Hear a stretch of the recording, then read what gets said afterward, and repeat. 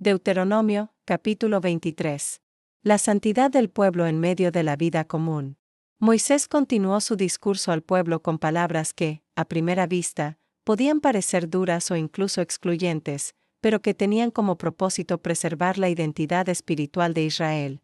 Este capítulo gira en torno a una idea central: el campamento del pueblo no era un lugar cualquiera, sino un espacio donde caminaba el Señor. Por eso, la vida comunitaria, incluso en sus aspectos más cotidianos y corporales, debía reflejar respeto, orden y santidad. Comenzó hablando de quienes no podían entrar en la asamblea del Señor. Mencionó a los hombres mutilados en sus órganos sexuales, a los nacidos de unión ilegítima y a ciertos pueblos extranjeros, como los amonitas y los moabitas. Estas exclusiones no respondían a un desprecio personal, sino a razones históricas y espirituales. Moab y Amón, recordó Moisés, no habían salido al encuentro de Israel con pan y agua cuando atravesaba el desierto, y además habían intentado maldecirlo por medio de Balaam. Aunque el Señor transformó aquella maldición en bendición, la memoria de ese rechazo permanecía como advertencia. Moisés subrayó que Israel no debía buscar jamás la paz ni el bienestar de esos pueblos, para no olvidar la traición sufrida.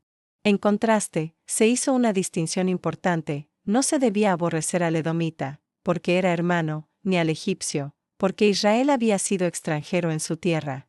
Incluso los descendientes de estos pueblos, a la tercera generación, podían ser admitidos en la asamblea. La ley, por tanto, no era ciega ni absoluta, sabía distinguir entre enemistad histórica, parentesco y hospitalidad pasada. El discurso se desplazó luego al ámbito del campamento militar. Cuando el pueblo saliera a la guerra, debía guardarse de toda cosa mala. Si algún hombre quedaba impuro por una emisión nocturna, debía salir del campamento y no volver hasta purificarse al caer la tarde. El campamento no era solo un espacio estratégico, sino un lugar donde la presencia del Señor exigía pureza ritual. Moisés fue aún más concreto al hablar de las necesidades corporales. Ordenó que hubiera un lugar fuera del campamento para hacer las necesidades, y que cada hombre llevara consigo una estaca para cubrir sus excrementos.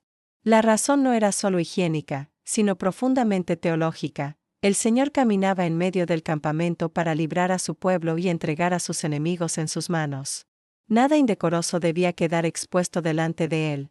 Estas normas, tan prácticas como simbólicas, enseñaban que la santidad no se limitaba al altar o al sacrificio. Abarcaba el cuerpo, el orden, el respeto por el espacio compartido y la conciencia constante de vivir ante Dios.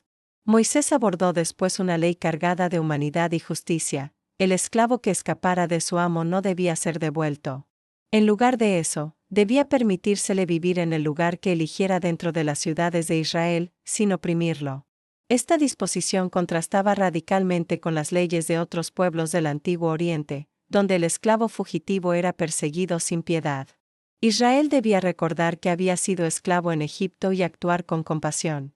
El capítulo continuó con una prohibición tajante: no debía haber prostitución ritual ni entre las mujeres ni entre los hombres de Israel. Tampoco debía llevarse al templo el salario de la prostitución o el precio de un perro como ofrenda al Señor. Tales prácticas eran consideradas abominación, porque mezclaban el culto con la degradación y vaciaban de sentido la adoración.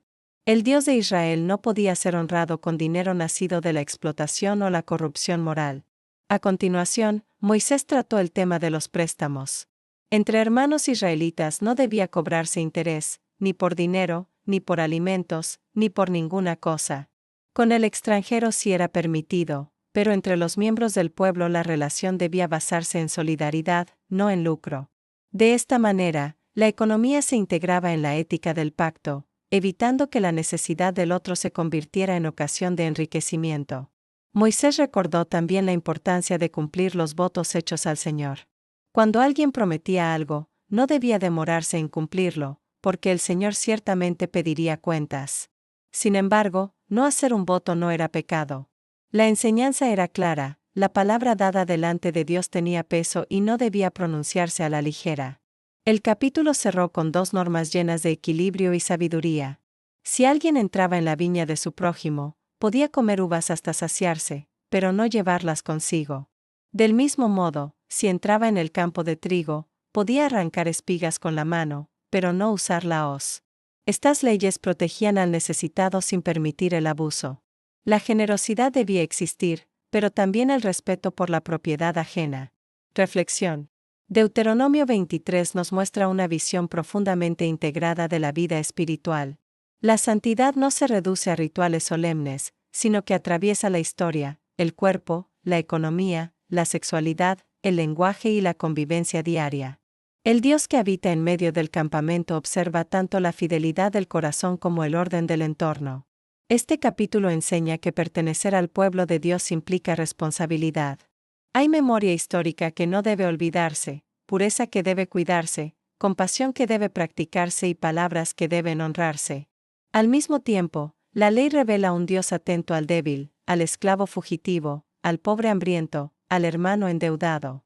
La presencia del Señor en medio del pueblo es motivo de seguridad, pero también de exigencia. Vivir ante Él transforma lo cotidiano en sagrado. Deuteronomio 23 nos recuerda que una comunidad verdaderamente justa no es la que solo proclama valores elevados, sino la que los encarna en cada detalle de la vida común. Si te ha gustado el contenido, suscríbete, es gratis y haz clic en el pulgar hacia arriba. Comparte este video con tus amistades y contactos, me ayudas a crecer. Muchas gracias.